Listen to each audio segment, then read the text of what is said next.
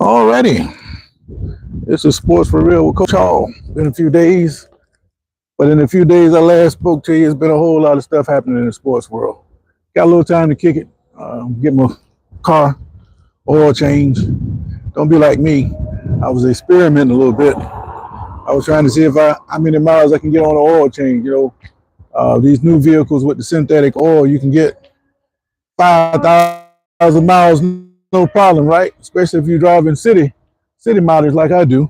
Well, turns out you can get much more than what they tell you can get. I had a guy tell me that he had a truck, and the man pulled him to the side one day. Say, "Man, why are you still spending money on oil changes?" Well, the man say, "What do you mean by that? You're supposed to get it changed a certain amount of time, right?" Well, once the vehicle gets up to a certain age, the engine oil starts to congeal and thicken a little bit. So if you keep an eye on the oil and let it run down to, say, a quart low, fill it back up to a quart that you lost, and keep an eye on it, or you never have to change your oil again. Well, I'm a little skeptical of that because these new vehicles, they cost a whole hell of a lot of money, first of all, and the last thing you want to do is blow the damn engine. So I don't want to do that. Plus, with the computers, they're telling you all the time oil change is required.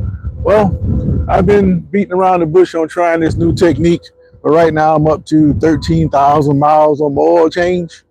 And I get a little paranoid, so I'm going and change it. But when I look at the color, it looks like it only had like 3,000 or 4,000 miles on it. So my oil is still good, but just for the sake of peace of mind, I'm going to go ahead and change it. But it looks like to me that you can ride an oil change out as long as you keep an eye on it and don't let it get low, and you keep touching it off as needed, then hell, you don't need it to get an oil change.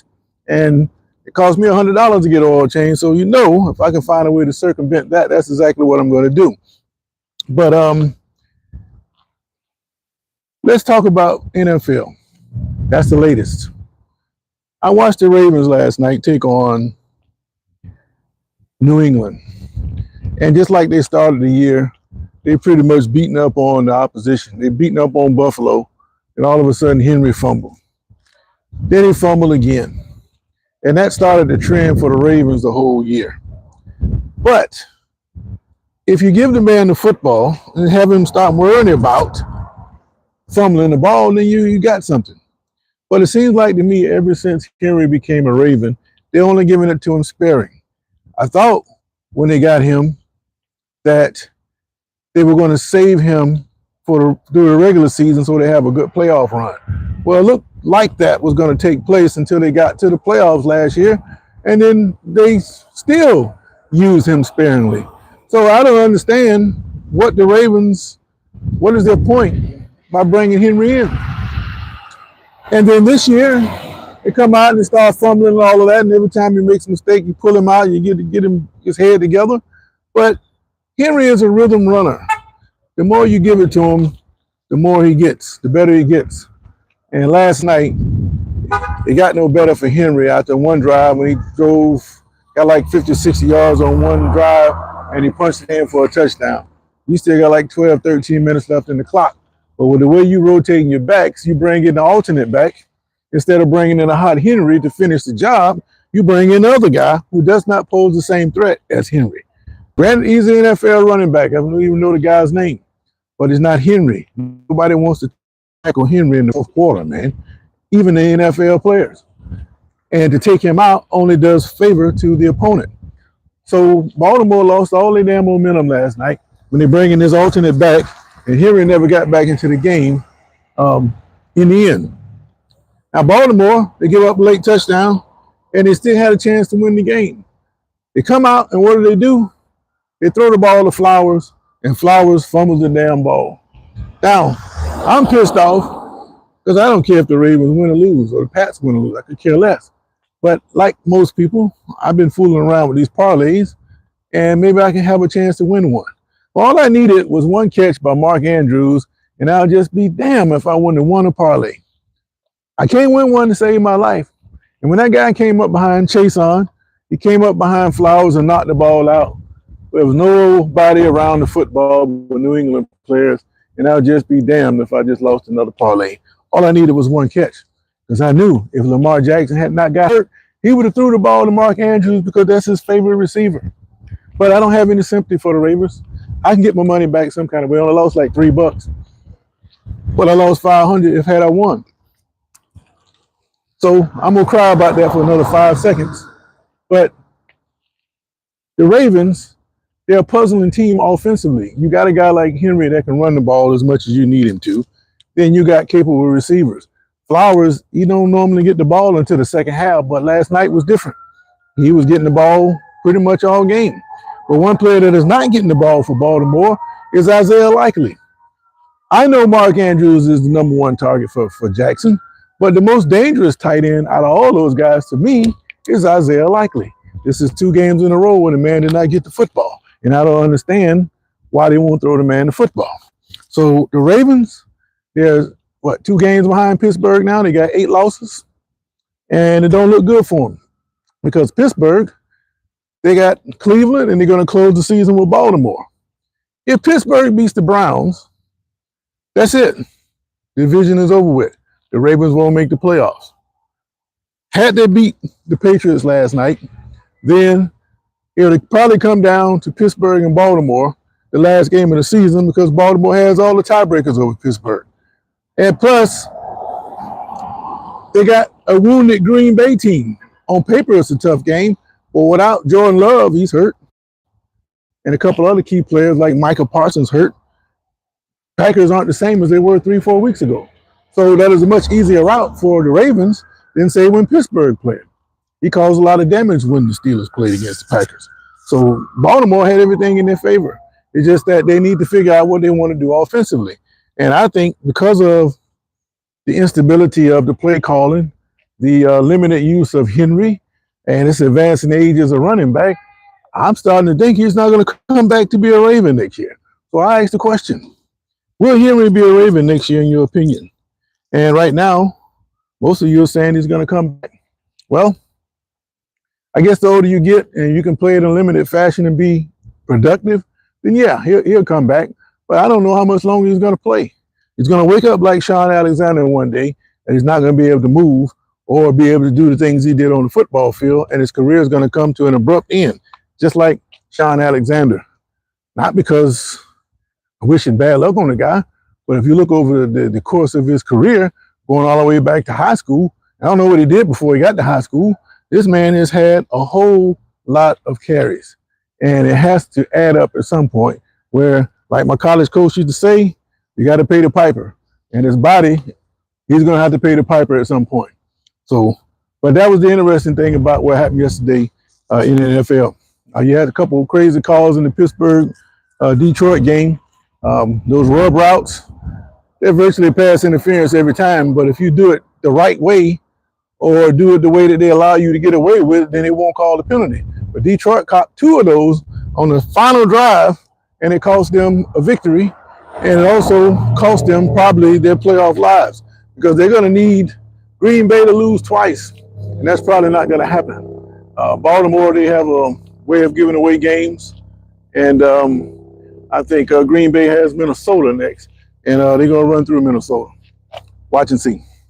So that's the Ravens. That's their fault. They're going to have to make some decisions, and the big question is, hell, is Harbaugh coming back? These last 2 years, they were set up to do some damage, and they haven't been able to do anything. So now people are going to start looking around at John Harbaugh saying, is he the right one to lead this team moving forward? And that also calls into question Henry, because the next coach might not want to deal with an aging running back, want to get somebody younger through the draft or wherever. just to be different from what the old coach had lined up. But that remains to be seen. Now, the other thing we saw, college football playoffs. The biggest upset was the Texas A&M losing to Miami. Now, in my opinion, that was a pick'em game.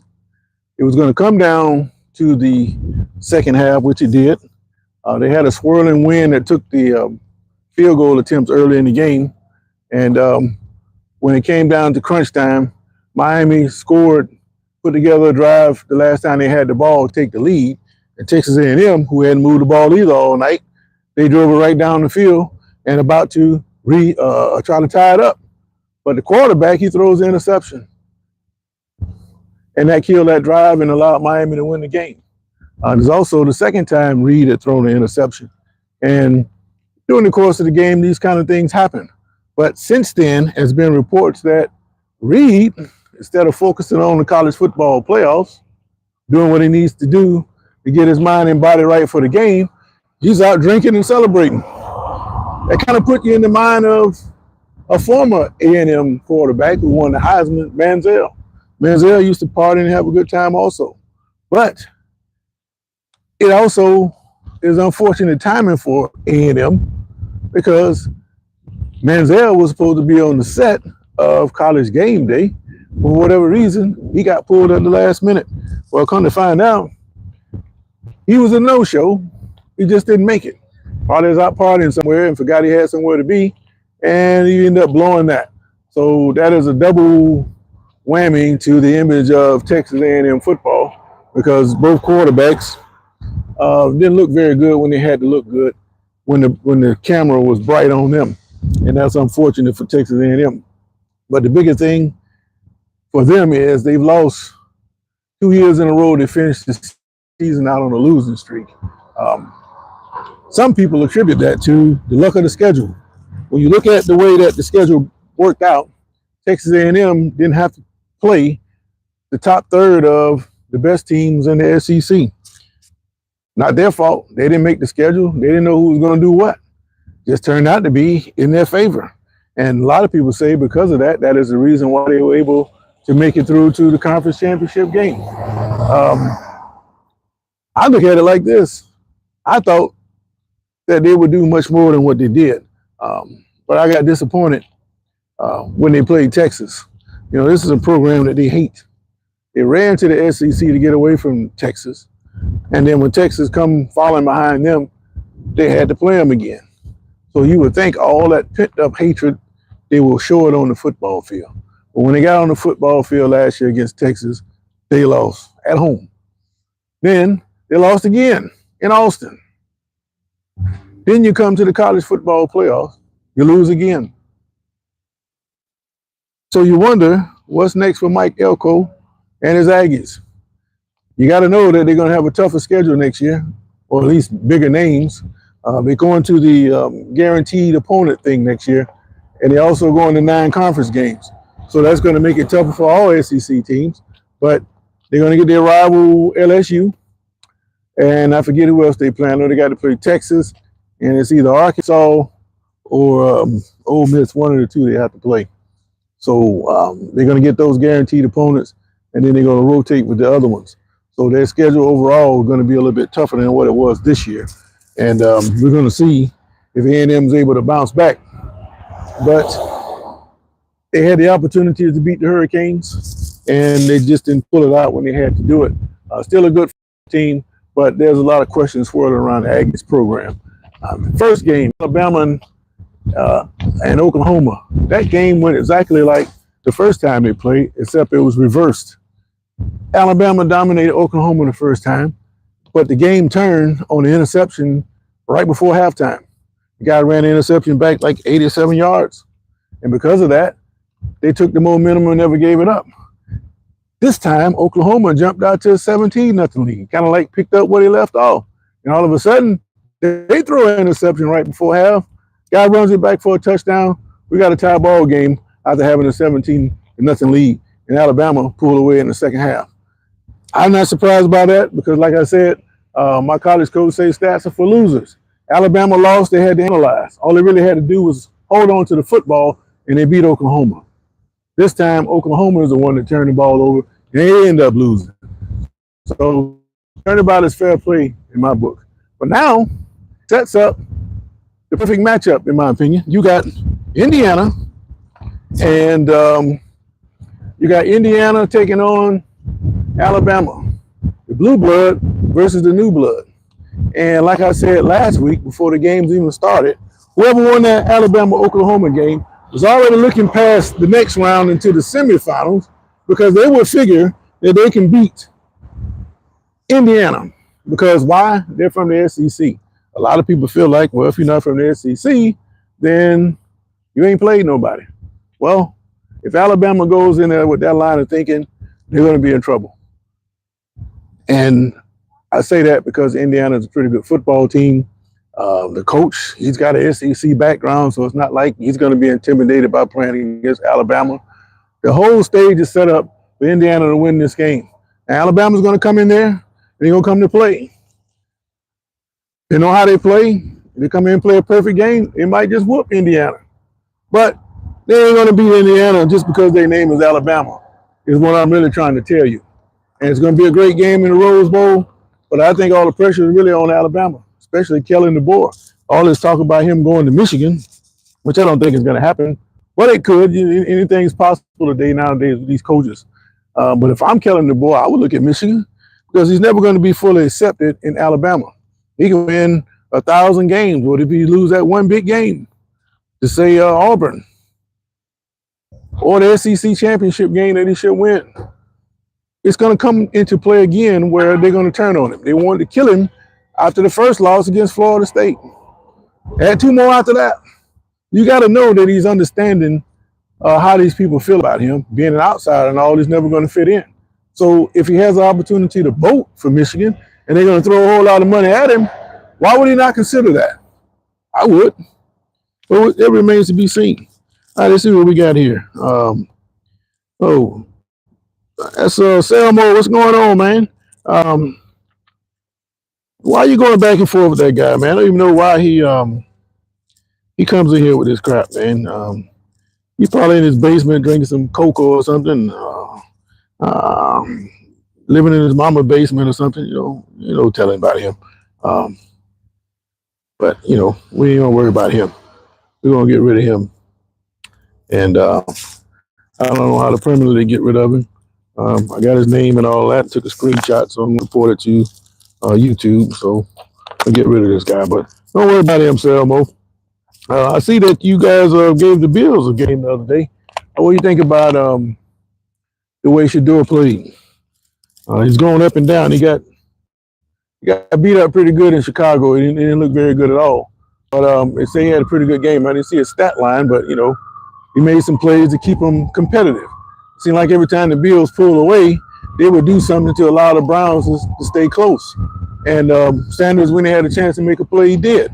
So he's showing every time he stepped on the field that he might have some potential to stick around for a while. But the question is, will the Browns allow him to do that? And I don't think that's going to be the case. What I really think is going to happen is that Deshaun Watson is going to be the guy that eventually they're going to have to play him because they got their big salary. And because they got their big salary, they're going to end up having to put him out there just to see what kind of value they can get for him. And I think that